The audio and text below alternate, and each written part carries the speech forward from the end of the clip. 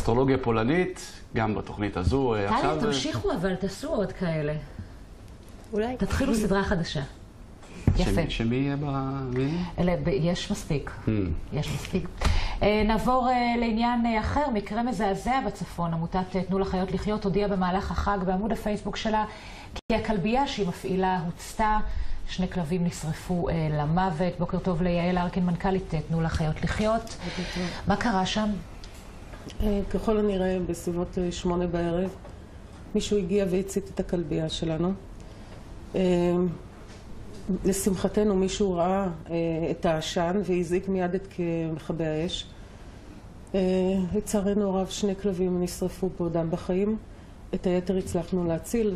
יש הרבה מאוד כלבים גם שיצאו משם עם כוויות קשות. יש כלב אחד שפצוע קשה, עוד כלב שפצוע יותר קל. כולם, ללא יוצא מן הכלל, שאפו המון עשן. הם גם בטראומה מאוד מאוד מפוחדים. עבר עליהם ערב מאוד קשה. זה פעם ראשונה שיש פגיעה בכלבייה, או שיש כל הזמן ניסיונות כאלה? לפי מה שידוע לי, או לפחות אצלנו, זה פעם ראשונה שמציתים לנו כלבייה. מעולם זה לא קרה.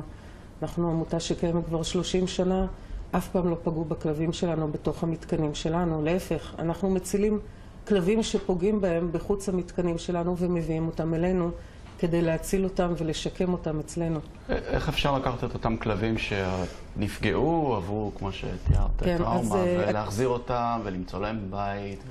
עוד באותו לילה חילצנו את כל הכלבים והעברנו אותם למתקן הגדול שלנו שנמצא בכפר רות ליד מודיעין. אנחנו קראנו לציבור לבוא, לאמץ אותם, ובכלל לאמץ את הכלבים שלנו כדי לפנות מקום לעוד כלבים שצריכים להגיע. מאיפה אתם מביאים את הכלבים שנמצאים אצלכם? אנחנו מצילים אותם מהרחובות, אנחנו מוציאים אותם מסגרים עירוניים. חלקם דרוסים, חלקם עברו התעללויות מאוד קשות.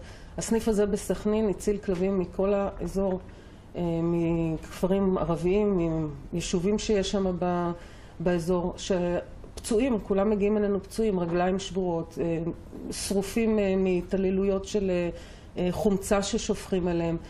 כל מיני דברים כאלה, שבאמת זו הייתה הפינה שלשם אספנו אותם, מין תחנת מעבר כזו, שאחרי שהם עברו שיקום, הם היו עוברים אלינו למרכז למצוא בית. מה עושים עכשיו עם המקום? יש הכלבייה, הכל שרוף? הכל הרוס? חלקה שרופה, לא כולה.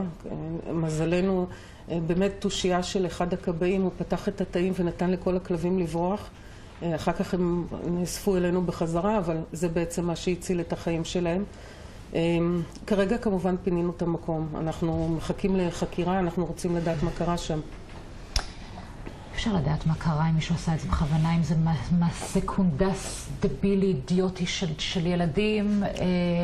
אנחנו לא יודעים ואין לנו שום חשדות. תראי, זה הפרויקט הזה מאלימות לחמלה, שהכלבייה הזו בעצם ליפתה אותו, זה פרויקט חינוכי של הרצאות בבתי ספר וגני ילדים.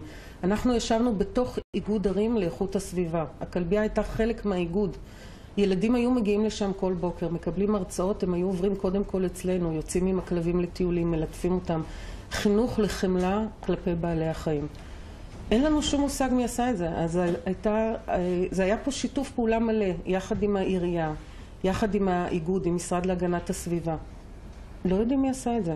להפך, תמכו בנו לאורך כל הדרך. כנראה שצריך להמשיך את הפרויקט הזה ולהרחיב אותו. אנחנו נמשיך את הפרויקט, זה בטוח. לעוד ועוד אנשים על מהי חמלה. שזה בטוח, וגם אם יצא מזה משהו, מהדבר הנוראי הזה, משהו טוב, אז אולי זו הקריאה. לבוא לאמץ. תגיעו, תאמצו. נכון. ותלטפו אותם גם אם אתם גם לא רוצים לאמץ. הם ישמחו. כן, יפה. מה תעשו עכשיו בכלל? איך משקמים את המקום הזה?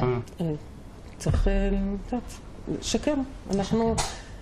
אנחנו מכירים את העבודה, אנחנו יודעים, אנחנו עושים אותה הרבה מאוד שנים.